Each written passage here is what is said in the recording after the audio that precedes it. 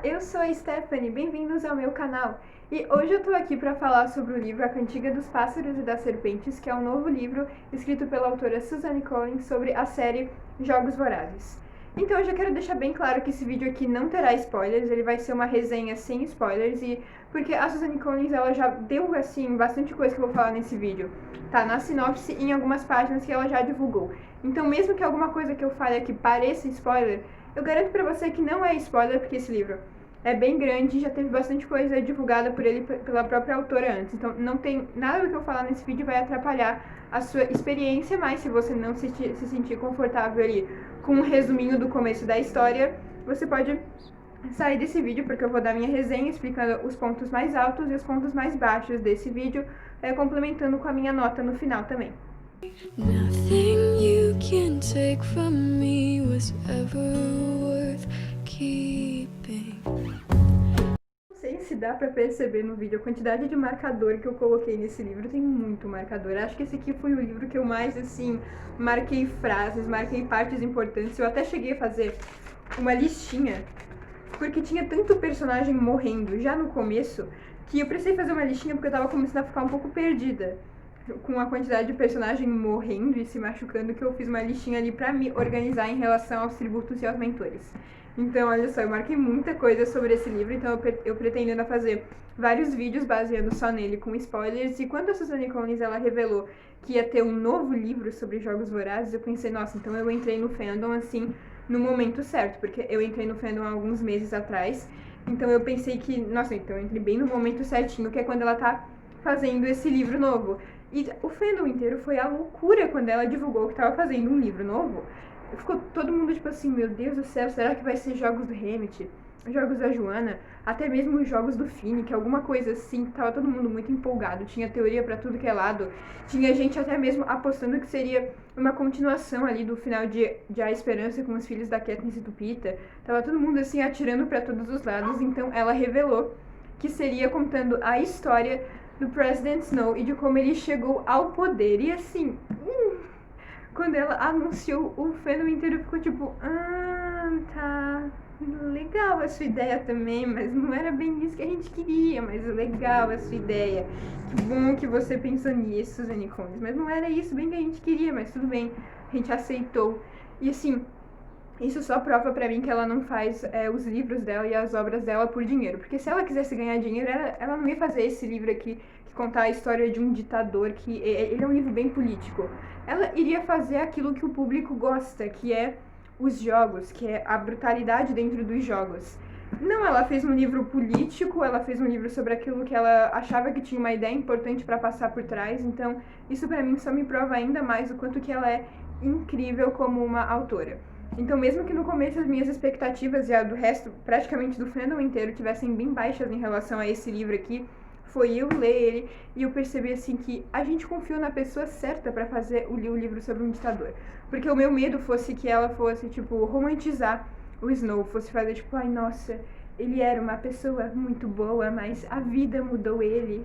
Ele era bom, mas uma pessoa transformou ele em um vilão. Não é essa a ideia que ela tá trazendo para esse livro aqui. Ela não tá romantizando um ditador. Ela não tá fazendo o Snow ser, olha como ele era, um alecrim dourado que nasceu no campo sem ser semeado, muito bom, muito puro. Não, ela tá mostrando pra gente aqui o que ele era de verdade, sem romantizar. Ela tá mostrando tudo bem sem filtros pro público poder aí fazer suas próprias teorias. E esse é um livro aqui que ele é bem filosófico, então ele traz muitas perguntas aí, como por exemplo, será que um ditador, será que uma pessoa cruel como o Snow já nasce cruel desse jeito, ou ele foi transformado ao longo do tempo pela sociedade, pela família dele e por todo o resto? Então essa é uma das ideias principais que ronda esse livro aqui. A história de A Cantiga dos Pássaros e das Serpentes é um prelúdio, ou seja, se passa antes da história original ali que a gente já conhecia de Jogos Vorazes. Essa história sobre o President Snow se passa 64 antes da história que a gente conhece sobre a Katniss e o Peeta. E aqui a gente já começa o livro ali para tentar situar a gente na situação atual que a família Snow tá. A gente conhece o Coriolanus Snow, que é o President Snow ali no passado, com seus 18 anos de idade, vivendo com a sua prima, a Tigris. Não sei se alguém lembra da Tigris, que ela parece que ela é aquela que é como se fosse um tigre, ela é realmente toda pintada, tem um rabo de tigre, ela é realmente mudou completamente. Aqui a gente vê ele morando com ela, que ainda é só uma menina, e com a avó dele, que ele chama de Lady Vó. Então eles estão morando, assim, numa casa depois que algo horrível aconteceu na família deles, porque a família Snow, eles ascenderam socialmente por liderar o Distrito 13. O Distrito 13 é aquele que a gente conhece bem nos outros livros de Jogos Vorazes. Eles lideravam o armamento, lideravam a economia lá do local e faziam tudo aquilo girar. Então eles eram uma família muito influente na época. Mas como a gente já conhece muito bem, o Distrito 13 foi quem liderou ali toda a revolta dos rebeldes contra a capital. Todos os distritos contra a capital. Então, por conta disso, eles foram bombardeados e esquecidos pelo tempo. E junto com eles foi tudo aquilo que a família Snow tinha. Todo o dinheiro, todas as casas, os armamentos, tudo. E para piorar ainda mais a situação do Snow, os pais dele também acabaram morrendo e ele acabou se vendo órfão em um mundo onde ele não tem mais dinheiro, onde eles não têm dinheiro nem para comida e a única coisa que ele tem é o charme e a inteligência dele para conseguir se virar. E a pior coisa para ele é que ele tá vendo que as outras famílias ainda têm dinheiro ali da capital e estão conseguindo se reerguer depois da guerra e a família dele está começando a ser esquecida. Então essa é a primeira ideia da qual a gente tem ali sobre como tá ali a capital depois da guerra, como tá a família do Snow, quem ele é naquele momento. Como eu já tinha dito, a coisa que eu mais amo nesse livro é que o Snow não é romantizado, porque desde as primeiras páginas a gente já vê o grande babaca que ele é nessa história. Porque, por exemplo, a gente tem a Tigris, a prima dele, que trabalha praticamente como uma escrava, não come nem dorme direito, tá praticamente se vendendo em troca de comida na rua. A gente tem a avó dele, que tá enlouquecendo por estar tendo que cuidar de duas pessoas que ela não tem o menor talento, ela não sabe cozinhar, ela não sabe fazer nada, ela não serve para ser uma dona de casa. Ela tá enlouquecendo também pela idade, por não estar conseguindo suportar ali, né, ter perdido tudo que eles tinham, mas adivinhem com o que ele está preocupado nesse momento da vida dele? Ele está preocupado com o fato que ele não tem uma camiseta chique o suficiente para ele vestir no dia da colheita dos Jogos Vorazes. Ele tá assim, ó, muito preocupado porque ele não tem camiseta nenhuma. Não é com o fato que eles podem morrer de fome daqui a 2 dias. Não é com isso que ele tá se preocupando no momento. E essa é uma parte, assim, inerente da personalidade do Snow. Ele só pensa nele mesmo e no futuro dele. Ele não se importa, ele até finge que se importa com as pessoas ao redor dele. Ele quer se convencer que ele se importa, mas no final a gente consegue perceber muito bem que ele nunca se importa com ninguém, e sim com ele mesmo e com o sobrenome da família dele, o sobrenome Snow. Então a gente também vê aí um Snow completamente snob, que quando tá comendo a única comida que ele tem na casa dele, ele diz que tem gosto de gente pobre. Ou seja, ele desde os seus 18 anos já mostra aí que a personalidade dele é um lixo e que ele é um grandíssimo de um mau caráter. Desde o começo, ele é um grande mau caráter, ele é uma pessoa realmente muito ruim. E a Suzanne Collins, ela mostra isso pra gente assim, ó, pega, é isso aqui que você queria saber de onde que ele veio, é daqui. Agora analisa aí a família dele, analisa a sociedade no qual ele vive, e daí você que vai me dizer se ele é assim desde sempre ou se ele foi transformado ao longo do tempo. Então isso aí depende muito da pessoa e das ideias. Porque, por exemplo, eu não posso vir aqui e falar, não, o Snow nasceu ruim, não, o Snow foi mudado com o tempo. Isso é uma coisa a qual você vai ter que ler, a gente vai ter que cada um ter a sua opinião em relação a isso. Ou seja, é um livro bem filosófico e político. O Snow, ele está estudando em uma escola mesmo, mas ele vai se formar esse ano. Só que é o sonho da vida dele fazer uma universidade ou uma faculdade. Só que ele sabe muito bem que esse caminho vai ser muito difícil para ele, porque, primeiro de tudo, ele não tem dinheiro nem para comer. Quem dirá para pensar em faculdade, em pagar material, em pagar a entrada para uma universidade? Segundo de tudo, ele vai estar competindo com pessoas que têm sim muito dinheiro e que podem pagar, né, o famoso suborno para poder entrar em uma universidade. E terceiro, o nome da família dele está sendo esquecido aos poucos. Ele não tem mais todo aquele brilhantismo que ele tinha antigamente. Então é aí que ele percebe que ele precisa usar do charme e da inteligência dele, que ele sabe muito bem que ele tem, para conseguir as coisas dele. Mas e os Jogos Vorazes? O que está acontecendo com os Jogos Vorazes? Eles existem? Eles não existem ainda? Eles ainda vão acontecer? Então, os Jogos Vorazes já existem nesse nosso livro aqui, e eles estão partindo aí para sua 10ª edição. Só que está acontecendo assim um problema muito sério em relação aos Jogos Vorazes, é que eles estão sendo o maior fracasso, o maior flop, ninguém quer assistir. Tiveram aí 9 edições antes dessa 10ª que vai ter agora e ninguém assistia, ninguém tava nem aí, sabe? Gente, era assim, ó, foi uma das coisas que mais me fez demorar pra ler esse livro aqui, é porque os tributos eram tratados muito, muito mal. Eles eram tratados assim, não é nem como animal, é como um monstro mesmo, sabe? Eles eram tratados muito mal mesmo, porque esse livro aqui, os Jogos Vorazes são completamente diferentes do que a gente conhece nos outros. Não tem todo aquele grande filtro e todo aquele brilho das entrevistas.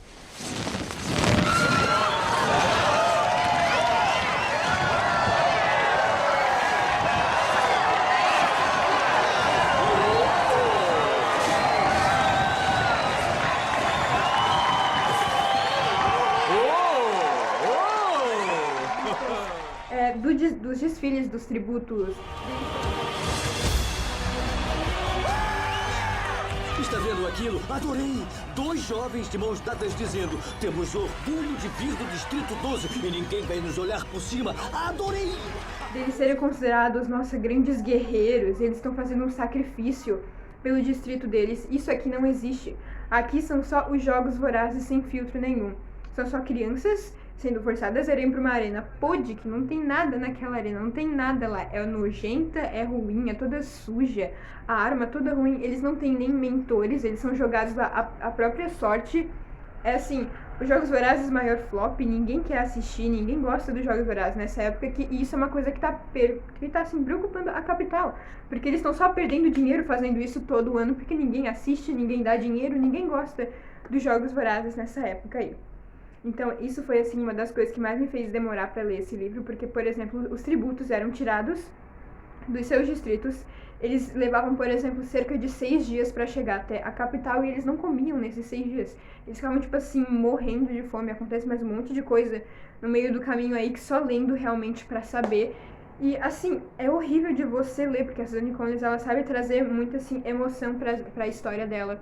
Então, dói realmente a gente ler esse tipo de coisa. Mas então a gente já sabe que os tributos são jogados a esmo, metade deles chega até mesmo, muitas vezes morrem antes mesmo de chegar lá por conta de doença, de fome, de sede, de tudo isso, eles morrem antes mesmo de chegar lá. E a capital não tá gostando bem disso, porque eles querem transformar os Jogos Vorazes em algo que dê retorno à capital, que faça ali, né, o dinheiro girar entre as pessoas da capital e também consiga deixar, quem sabe, os distritos ali mais seguradinhos nas deles, quietinhos. Para isso, eles têm, assim, uma ideia que é de pegarem os tributos e arranjarem mentores para esses tributos. Então, nesse 10º Jogos Vorazes, vai ser a primeira edição onde haveriam mentores da capital, que seriam os alunos da academia do Snow, que iriam ajudar os tributos lá antes deles entrarem na arena, para eles não ficarem lá a esmo sem saber de nada. E o Snow, quando ele sabe disso, ele surta, ele fica desesperado, porque ele precisa muito arranjar essa vaga como mentor, porque ele sabe muito bem que isso pode abrir muitas portas para ele. Ele não tá nem aí para quem ele vai pegar, para quando ele vai pegar, ele não se importa. Ele só sabe que ele tem que pegar essa vaga como mentor e ele tem muita confiança nele mesmo e no nome da família dele para pegar uma pessoa bem importante, né, para participar dos jogos. Ele sabe que ele é muito inteligente, que ele também, quem sabe, até consiga um tributo bom para mentorar. Então ali ele já fica muito empolgado, ele já corre para se arrumar porque ele quer muito pegar ali as primeiras cadeiras como mentor. Ele quer ser ali parte do grupo das pessoas que vai mentorar o primeiro grupo de jovens a terem mentores nos Jogos Vorazes. Ele quer estar lá. Desde as primeiras falas do Snow no livro, a gente já consegue perceber que ele não vai medir esforços e nada, nem ninguém no mundo vai impedir ele de conseguir tudo aquilo que ele quer, porque ele é uma pessoa realmente muito narcisista e ambiciosa. But if you resist the system, you starve yourself. If you fight against it, it is you who will bleed. I know you will stand with me, with us, with all of us. Together, as one. Panem today, Panem tomorrow, Panem forever. Eu não vou entrar aqui nos pormenores, mas porque senão seria spoiler, mas ele consegue sim conseguir entrar nesse grupo aí de mentores, só que não do jeito que ele imagina. Ele achou que ele fosse ficar assim com os distritos mais, né, poderosos, sei lá, 1, 2, 3, quem sabe, ele ficaria ali, porque o sobrenome dele na cabeça dele ainda tem muito peso. mas ele começa a ver que o nome dele tá começando a ficar para trás e ele acaba conseguindo, sim, mentorar uma pessoa, a garota do Distrito 12.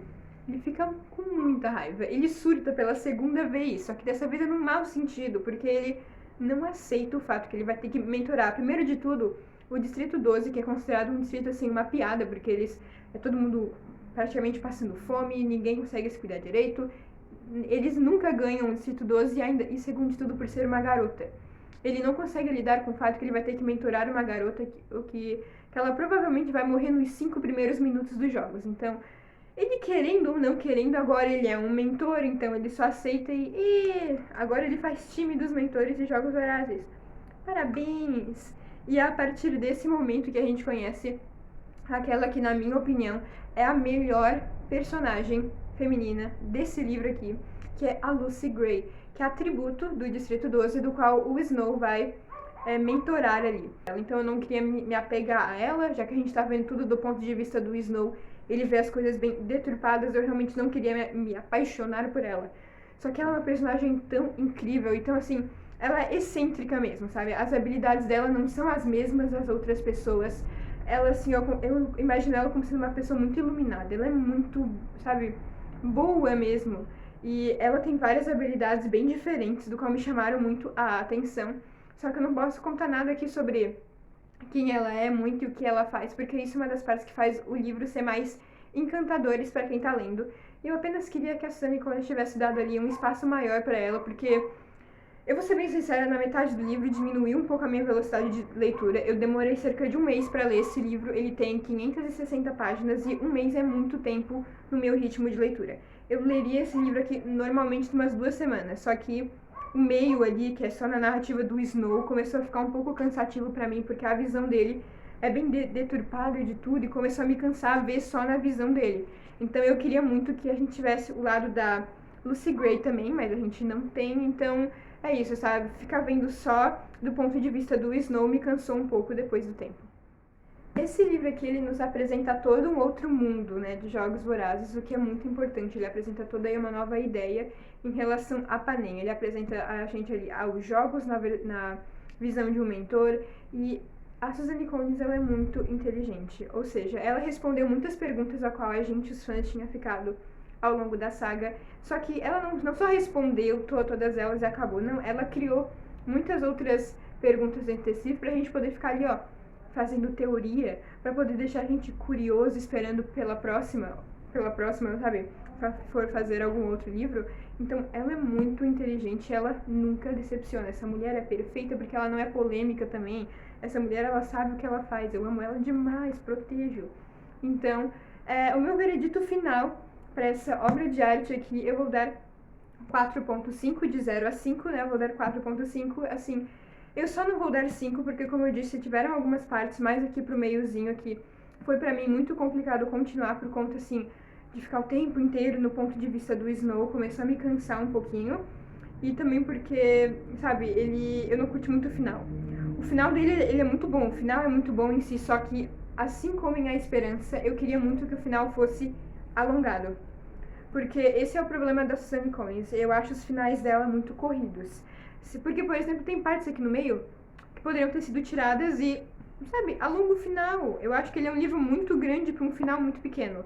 A mesma coisa com A Esperança. A Esperança, eu não... Assim, ó, ninguém acharia ruim se tivesse mais 150 páginas desenvolvendo o final, sabe? Explicando ali como é que ficou a situação de cada personagem. Aqui acontece tudo muito rápido. As reviravoltas são todas, ó. As reviravoltas começam a partir dessa parte aqui. É resolvido nesse tantinho de página aqui 1 milhão de coisas que tem para serem resolvidas, 1 milhão de ideias que ela precisa apresentar, e eu achei muito, muito corrido, mas nada assim que estrague o livro, entendeu? É apenas algo que, tipo assim, me incomodou um pouquinho enquanto eu tava lendo, que eu fiquei tipo, calma, não vai tão rápido, não vai tão rápido, e quando eu vi já tinha acabado. Eu fiquei, meu Deus do céu, eu queria ter lido mais. Então, é isso. Então, meu veredito final é 4.5, e esse aqui é um dos melhores livros da saga de Jogos Vorazes pra mim. Muito obrigada por ter assistido a minha resenha até o final.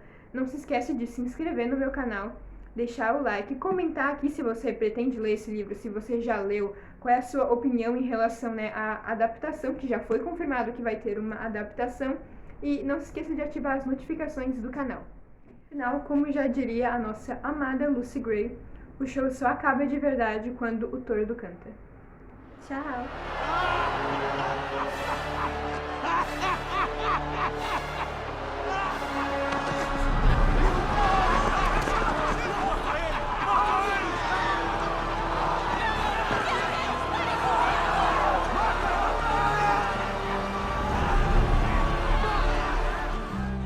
Then one day you left, saying I was no good.